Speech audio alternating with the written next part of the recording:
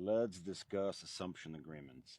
You will come, hopefully not, but if you come to a situation like my friend did today, she called me. She's in real estate, and she had a similar situation like I did about a year and a half ago, uh, when potentially, you have to give away the properties, singular one or multiple ones, back to the bank or a private lender. In my case, we both had private lenders. She has a private lender as well.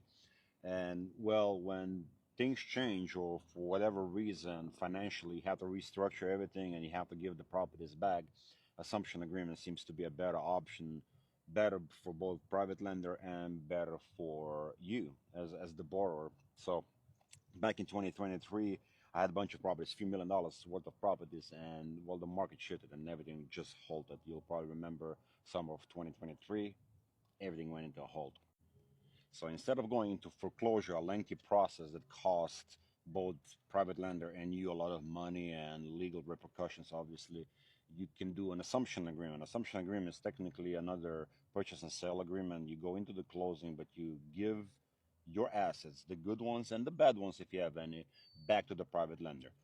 In my case, in 2023, I had a few $1 million worth of properties that were mostly rehab. A few of them weren't, and had a lot of the ones that were finished up. They had a lot of equity. So instead of going into like, well, I'm gonna pick the good ones, instead of fighting back and forth, we came to an agreement that I gave everything back to the private lender because he's an investor as well, and with a lot of equity, right? So you have to kind of bite the bullet and give it all back, the good and the bad. So hopefully he came out of it unscathed, and I got actually the better deal out of it because I didn't have to go into foreclosures because properties weren't selling. I was selling at the rock bottom, just enough to pay off the private lender plus the interest that was accrued at the time.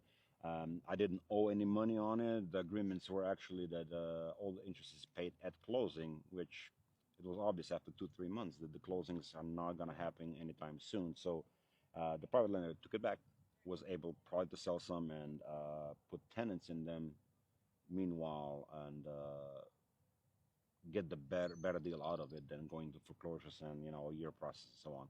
I have no intent of holding anybody back, and I'm appreciative that I wasn't being treated the same. So assumption agreement is something that you can agree upon with private lender, give the properties back to them, and of course they have to have equity in it. I mean, that's just, no private lender is going to be happy, no bank is going to be happy about taking back the properties that are not don't have an equity.